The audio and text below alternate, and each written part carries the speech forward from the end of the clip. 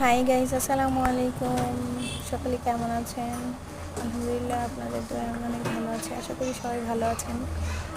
এখানে পাহাড়ি এলাকা তো, আমি রাঙামাটিতে থাকি। তো অনেক বৃষ্টির জন্য বের হচ্ছে না। আশা করি সব জেলায় এখন বৃষ্টি হচ্ছে। যাই হোক, এখানে রান্না করতেছি হচ্ছে ছোট মাছ। হাতে মাখিয়ে রান্না করলে টেস্ট হয়। সব ধরনের মশলা অ্যাডজাস্ট করে এখন মাছটা মাখিয়ে নিলাম, হাতে মাখিয়ে। এখন পরিবেশন করার হাতে মাখানোর পর সব কিছু মশলা একসাথে দিয়ে এখন রান্না করব।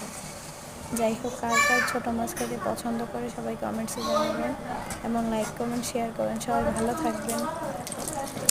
আল্লাহ হাফেজ।